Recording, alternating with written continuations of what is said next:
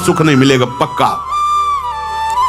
अगर वही चिंतन सावई मना कृष्ण पदार विंदे हो तो कोई सुख है। गोपी जनों के पति भी हैं, पुत्र भी हैं, पूरे परिवार की सेवा करती है और बड़े बड़े परमहंस उनकी चरण रज वंदना करते हैं। क्यों? क्योंकि उनका चिंतन भगवान का हो रहा है। एक भी वृत्ति शरीर चिंतन में नहीं, बलिहारी है। मुरारी पादार्पित चित्त वृत्ति। विषयों के चिंतन से विषयों में आसक्ति पैदा होती है।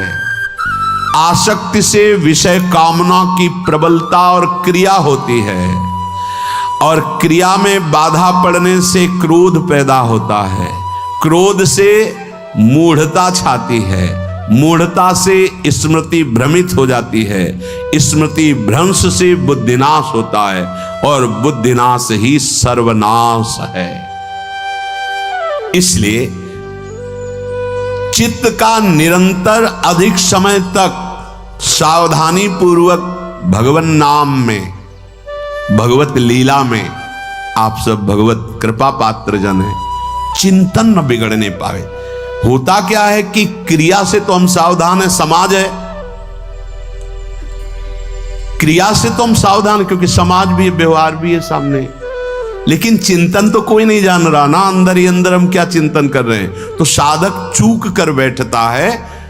देखो बाहर चूक होगी तो उसका प्रायश्चित हो ही जाएगा, चार लोग निंदा करेंगे, पिटोगे, अपमानित होगे, प्रायश्चित। लेकिन अंदर जो हमारा गलत चिंतन हो रहा पूरा का पूरा अंदर हृदय मलिन कर देगा, हमें उस बात का प्रायश्चित भी नहीं होगा, हमें जलन भी नहीं होगी कि हम गलत चिंतन कर रहे हैं, क्योंकि सावधान नहीं है।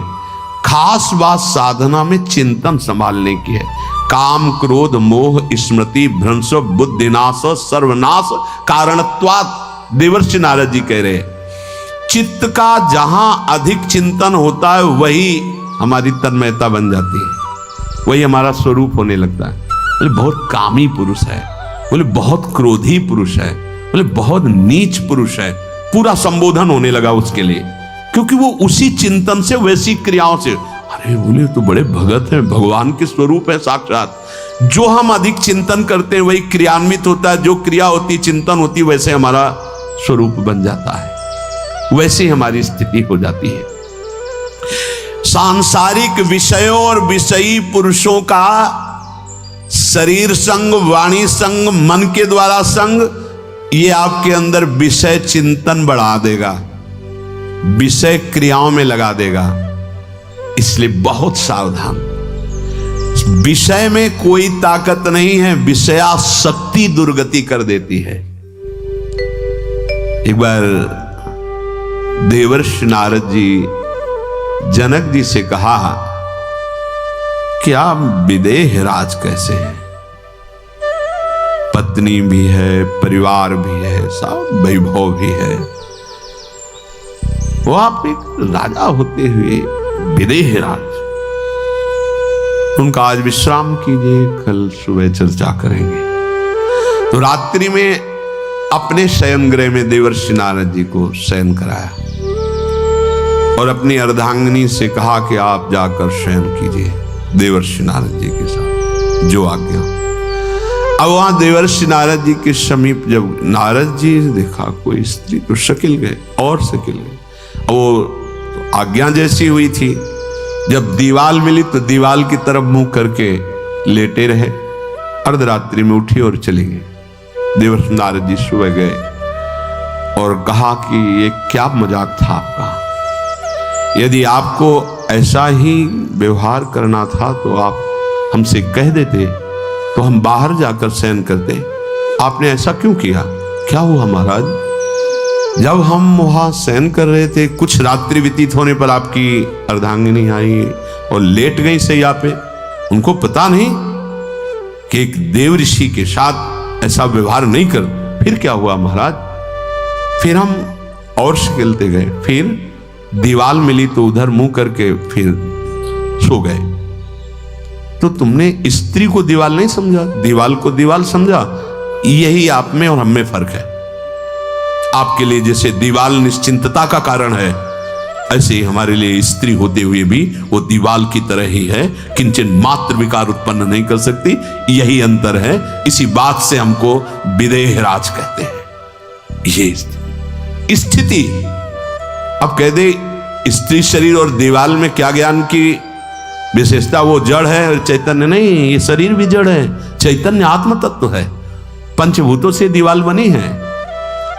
अग्नि तत्व से ईंट पकाई गई है, पृथ्वी तत्व तो है ही। पृथ्वी तत्व में जल मिलाकर उसको आकार दिया गया है। वायु तत्व ने उसे सुखाया है, अग्नि तत्व ने पकाया है, और शब्द आकाश तत्व है। 5 भूतों से वो बना, 5 भूतों से बना है। सच्चा ज्ञान ये कि इसमें और दीवाल में कोई अंतर नहीं। चैतन्य घन आत्म तत्व के कारण ये चलता फिरता नजर आता है, और वो खड़ा स्थायी जड़ दिखाई दे रहा है। इसमें भी भगवान है, उसमें भी भगवान है। इसमें भी पंचभूत है, उसमें भी पंचभूत है। नरसिंह भगवान खंभे से प्रकट हुए थे, बस केवल अज्ञान के कारण जड़ चैतन्य का भेद है। तो आप समझ में आया। ये जो हमारे अंदर भोगों की आसक्ति है, यही कामना प्रकट करते, यही पाप प्रकट करते, यही हृदय को मलिन कर दे। इसलिए हम अपने चिंतन को संभालें। चित्त चोर के चरणारविंद का चिंतन करें, निरंतर नाम जप करें, भगवद आश्रित रहें। प्रभु अपने भक्तों की रक्षा करते हैं, जैसे माँ अपने बच्चे की। करूं सदा तिनके रखवारी, जिम बालक राखे महतारी। भगवान भुवन भास्कर उदय होकर आपकी जीवन को नष्ट कर रहे। दिन गया, रात्रि आई, रात्रि गया, अब पता नहीं दिन पूरा हो कि आज का ना हो।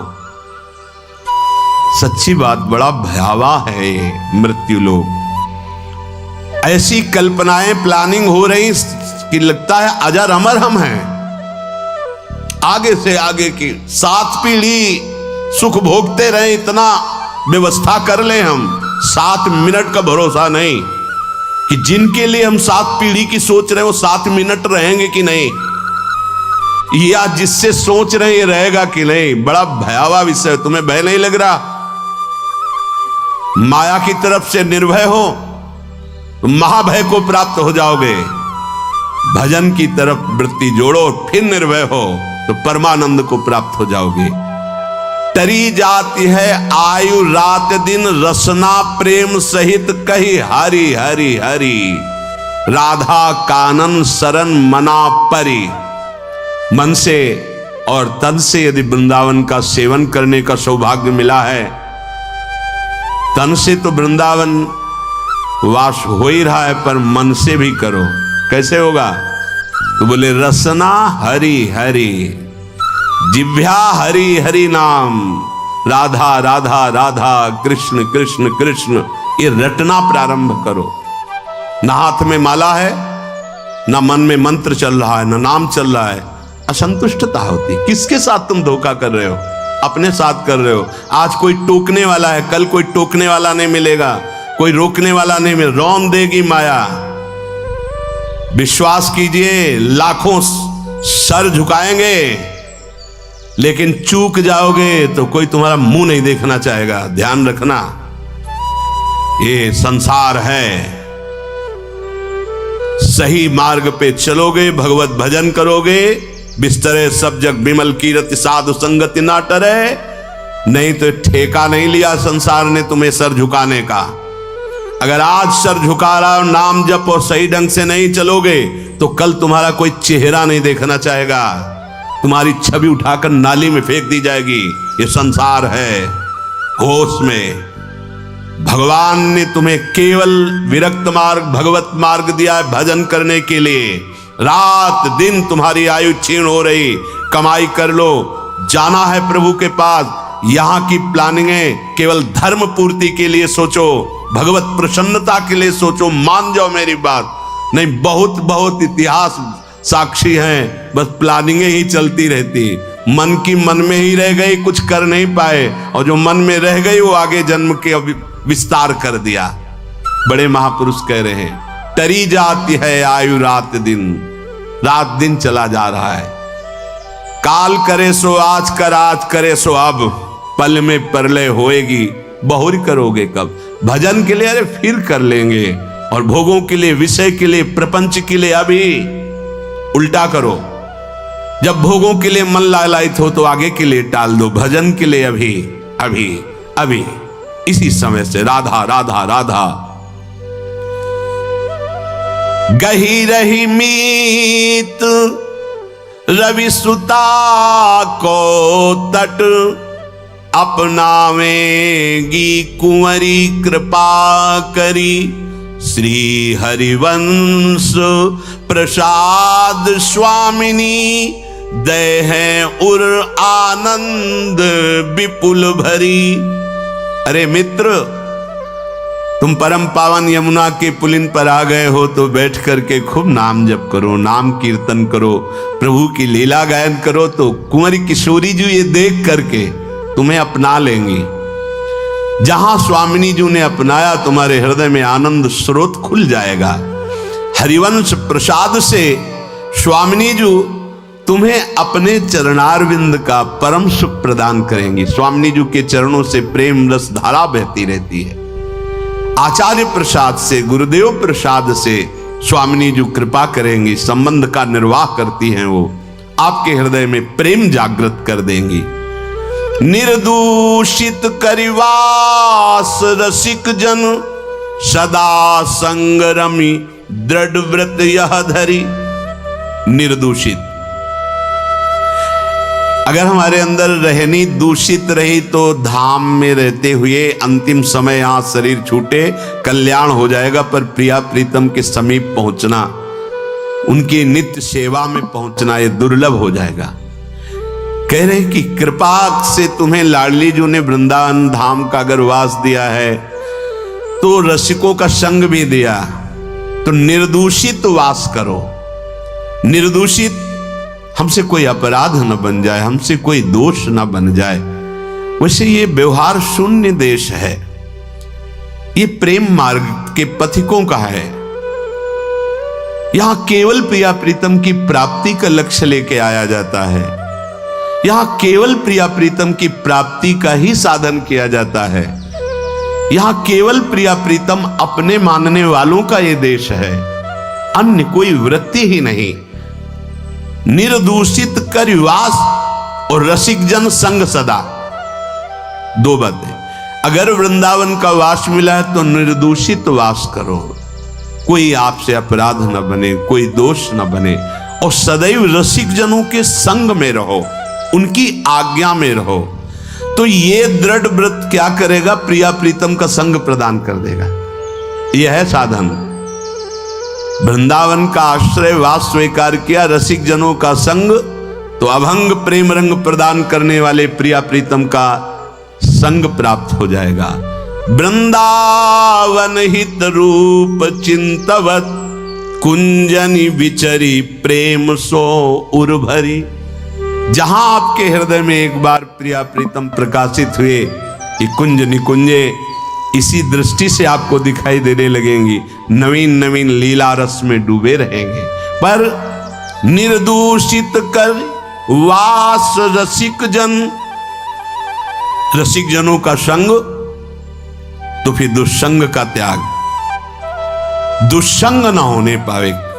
कल देवर्षि नारद जी के भक्ति सूत्र में दुष्संगः सर्वथैव त्याज्यः, सर्वथैव त्याज्यः, दुष्संग की पहचान तो कह रहे हैं जो शिष्णोदर परायण है, रसेंद्री के अच्छे अच्छे पदार्थ खाने के लिए जबान ललचाती है, जनेंद्री भोग के लिए हर समय बावरे बने रहते हैं। शिष्णोदर परायण, यद्य सद भी पथि पुनः शिष्णोदर कृतोद्यमैः, आस्थितो रमते जंतुस्तमो विशति पूर्ववत्।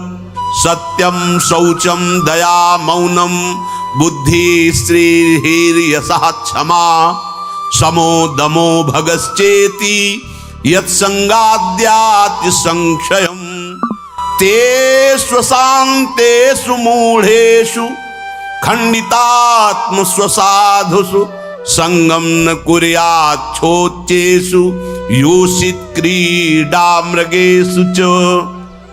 जो मनुष्य संभोग प्रिय है और रसेंद्री के भोग पदार्थों से प्रियता रखता है, ऐसे नीच पुरुष का संग नहीं करना चाहिए। जो भगवान की भक्ति से रहित है, केवल शिष्ण और उदर परायण है, उनका संग नरकगामी बना देगा। भगवान मना कर रहे हैं।